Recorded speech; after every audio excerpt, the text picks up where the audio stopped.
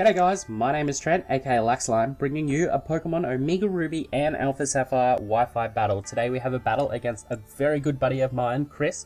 I actually requested an OU battle, but he's mainly bought some UU stuff, which is cool, like it's still very threatening Pokemon.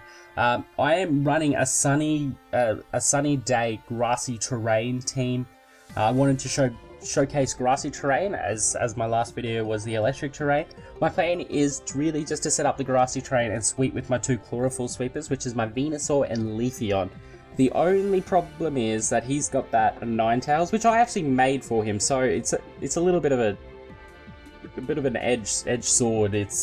So that's a little bit annoying. If you do not know what Grassy Terrain does, it actually boosts the power of grass attacks by 50%, which is a lot. The only drawback to it is any Pokemon that is touching the ground does also receive HP at the end of each turn, so that sort of sucks because the opponent is also getting some HP back. But with the 50% boost, I think that will work out anyway. So the two Pokemon to do have Grassy Terrain on my team are the Venusaur and the Florges. And so we will get into the battle and see how we go. The Grassy Terrain did make a very, very big impact to the ending of this battle, so we will get into it. So as you can see, he's actually still using his X. He's been apparently too lazy to transfer all his competitive Pokemon over to ORAS. As you can see, he did lead out with his Snorlax, and then I do go for the Leafeon. I'm not sure why I didn't go for the Leafeon. It was a bit of a silly play, I think now. But I am able to go for the knockoff and take off whatever item he was holding. I think it was the Assault Vest, which is good because if he does have the Assault Vest, I know he can't rest up and be one of those annoying Snorlaxes. I do switch out into the Rotom, predicting the Fire Punch, so I am able to pretty much just eat that up and then go for the Will-O-Wisp in retaliation. I need to dwindle this Snorlax down because it can be quite a threat and quite irritating. And also when it is burned, I know I can safely bring in Klefki and not really get hurt by those fire punches pretty much at all. I want to go out into Klefki because I want to get the sun up, and then from there go into either Venusaur or Leafeon, depending on what I'm feeling, to start getting some damage off onto his team. Now, he does make the switch out here and goes into his Nidoking. I made a really, really bad over prediction here. I made a really bad over prediction. I really thought that he was going to go for Ice Beam, thinking that I was going to bring in one of my grass types. So I decided to go into Florges so I can get the Grassy Terrain up. But he sees right through that and goes for the Sludge Wave. Which is a safe play. I was gonna, Venusaur would have been able to eat that up, but when you battle friends, sometimes they can just see right through you. So he does end up actually going for the Ice Beam on this turn. As I just went safe play, I've already made the mistake, so I got to go safe play into Rotom.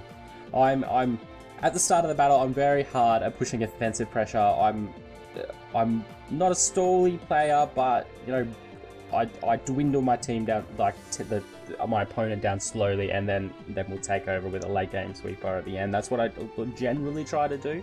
He does go into Executor, which gives me a free opportunity to go into Venusaur. I didn't want to muck around just in case he did bring in Ninetales straight away. So I went for the Sludge Bomb, and he actually decides to keep the Executor in just to take that, which was his best play because he doesn't want to take any unnecessary damage on his on any other Pokemon, so he's got to sack off the Executor. He is going to go into Ninetales after this turn, and it really sucks because I have to switch out. There's no way the Venusaur is going to be able to take a Sunny Day boosted Flamethrower or Fire Blast, so I've got to switch out and go into Florges to sack it off. Sort of really sucks because it was one of my Grassy Terrain setters, so it's very, I needed her around to be able to continue doing it. But I go into Rotom, and I'm just planning on going for the Hydro Pump here.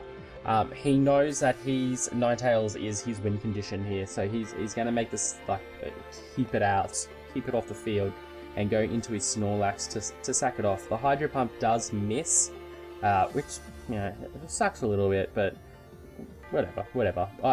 I know that the sun has run out now, so I want to go back into Klefki just to try to keep the sun up all the time. so I can get those sweeps going when I've got an opportunity. He does go for the body slam, and I get parried here, which is super annoying. Super annoying, but it's all good. Unfortunately, I get the full parrot hacks on the next turn, so it's a waste of a turn to set up the Sunny Day. But he's still getting dwindled down by the Will-O-Wisp, so it doesn't really make a big difference in the end. So I'm finally able to get the Sunny Day up here, and then he will die on the next turn to the Will-O-Wisp. So, when he dies from the Will-O-Wisp, he will go into his Ninetales. So my best play from there is actually to go into my Rotom, and then just offensively sort of pressure it out. Rotom is getting very much dwindled down by the Stealth Rocks, so unfortunately that sort of sucks. The Stealth Rocks really is making Rotom not being able to do his work. He's going to switch out as I go for the Volt Switch, predicting that he was going to switch out. It's the better play. So Alakazam does come in, and this is great because I am able to break Alakazam's potential Sash. I do get a crit there, so it doesn't really matter in the end. But it's all good. It's all good. So Leafeon comes in, and I decided here just to go for the safe X-Scissor. I'm sort of thinking that he was going to bring in his Ninetales, but you know, damage is damage. It's truly damage on this thing. I have to switch out, and the only switch I've really got safe switch is to go into Rotom to sack it off. That's it, which is a bit of a shame.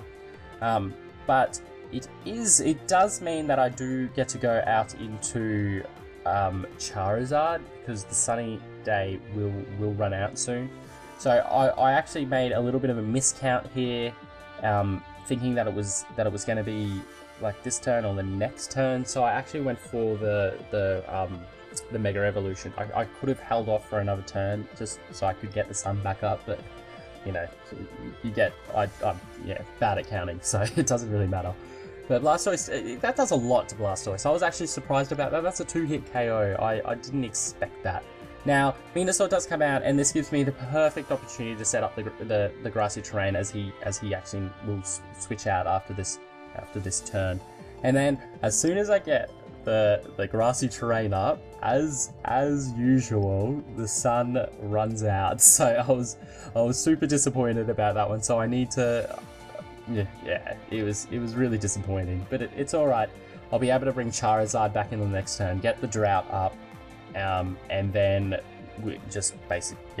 he'll get sacked off on the next turn, which is okay. Now the Grassy Terrain is up, which is what I really need, and then it's hard. I need to get rid of this Ninetales. I thought about it a lot about how I would do it, and I sort of thought 50% boost, if I get it down to at least like the less than 50% range, I think a Leaf Blade from the Leafeon will be able to take it out. It's adamant, it's maxed out attack. So that's sort of what I was thinking of doing. So I know I'm going to outspeed and get the Sludge Bomb off, and that puts me in a fairly good position, but I was a little bit nervous at this stage that the Grassy Terrain health recovery would actually put him out of range of dying. So I was super nervous, because this is the only play I can make to win. So I do end up going for that the Leaf Blade, and I was over the moon at this point.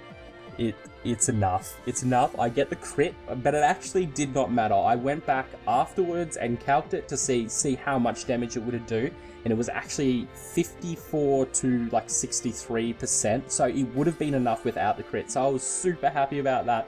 Grassy Terrain does come through for me, so it's exactly what I needed, So I'm in the position now that I can sweep the rest of his team. Just easily sweep the rest of his team. I'm going to outspeed everything under the sun. The X-Scissors just going to...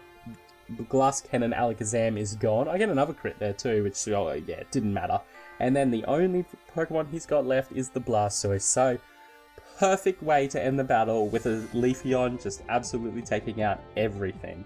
So that was actually a really fun battle, and it turned out to be quite cool. The Grassy Terrain did pull through for me in the end there, and I was super happy about that because I really, really wanted to showcase it, and it does work. It does work.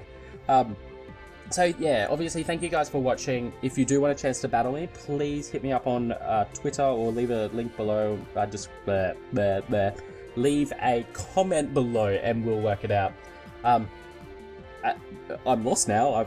I've messed up my words, but the link will be in the description for my Twitter, as well as if you're new around here, guys. Please feel free to hang around and subscribe and share, like, I don't know, all of those cool things that support. So yeah, that's all from me. So guys, thank you for watching. I also apologize about no face cam as well. I am not, I don't know, I'm having arguments with my webcam at the moment, and I don't know why. It's annoying me, but I'll yeah, I won't go into it. But thank you guys for watching, and I will hopefully see you guys next time.